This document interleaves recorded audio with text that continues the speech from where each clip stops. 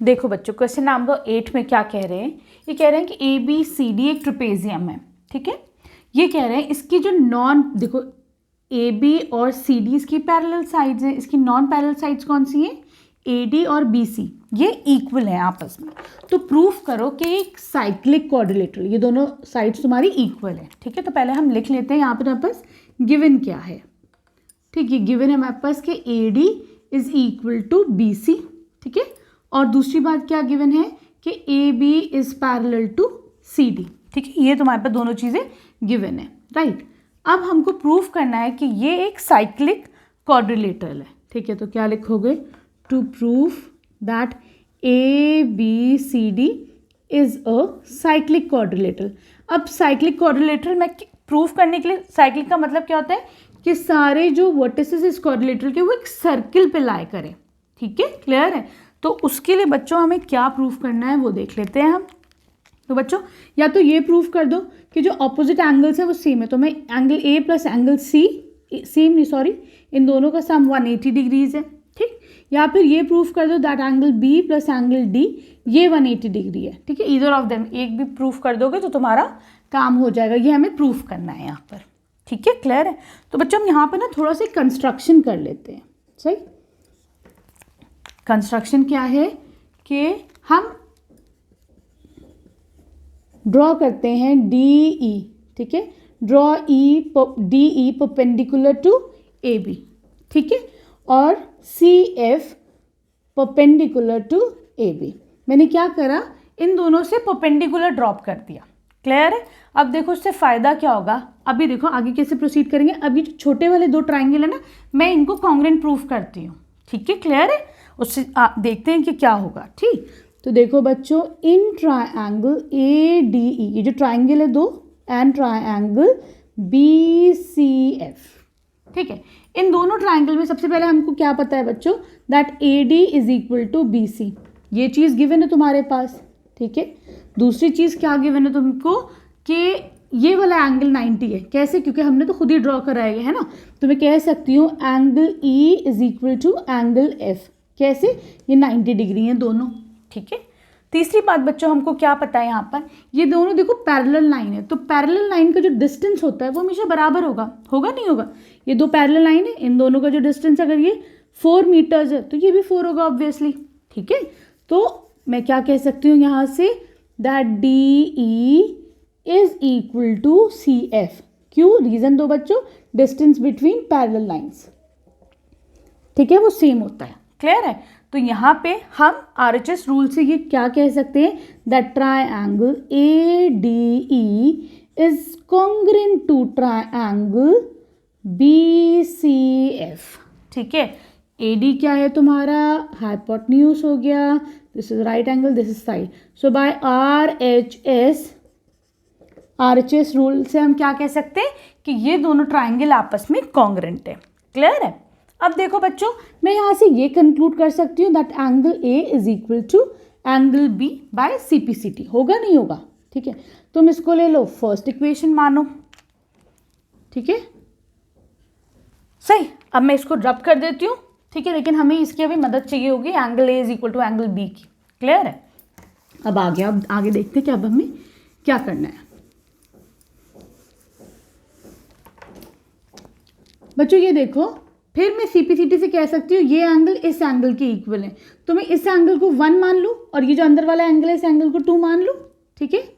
ये एंगल 1, ये angle 2, clear है।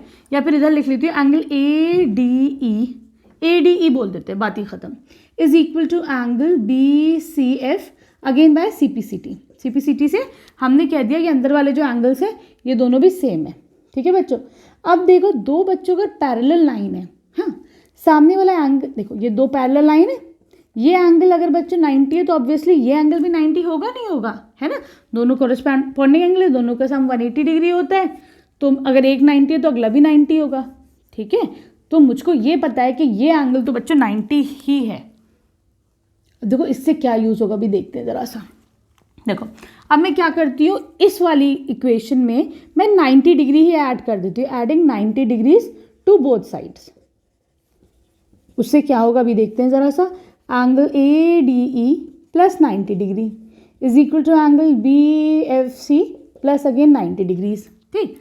ADE प्लस 90, ठीक है।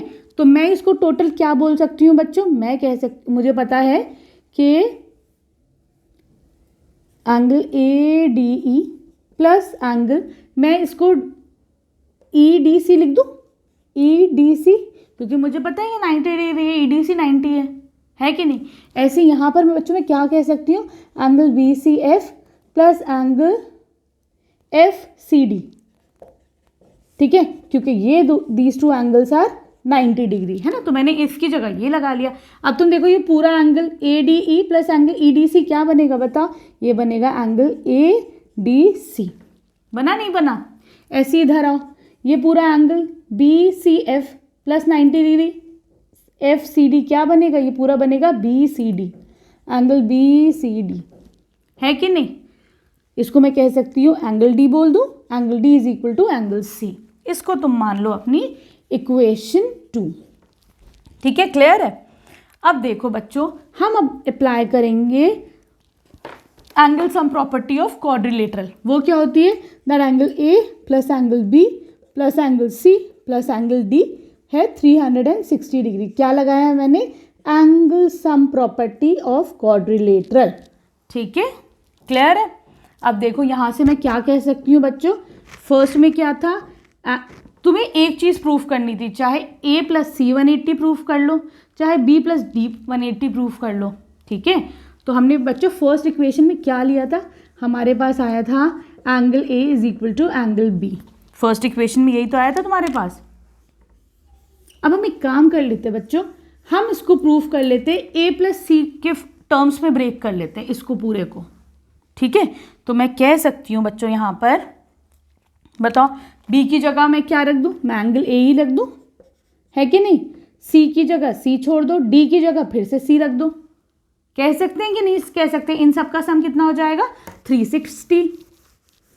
जरा सफाई से कर लेते हैं, angle A plus angle A plus angle C plus angle C is equal to 360 degrees. ये दो है एंगल A, ठीक है, ऐसे कर लो, ठीक है, और दो ही एंगल C हैं, तो मैंने 2 कॉमन ले लिया, ठीक है, सही। ये 2 को इधर लिया और डिवीजन में ये कितना हो जाएगा 180 डिग्रीज। तो मैं कह सकती हूँ angle A plus angle C is equal to 180 degrees. चाहो तो इसको तुम B और D के टर्म्स में भी ब्रेक कर सकते थे, एक ही बात थी।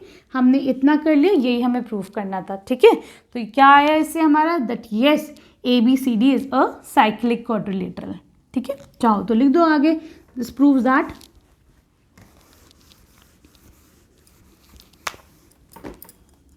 this proves that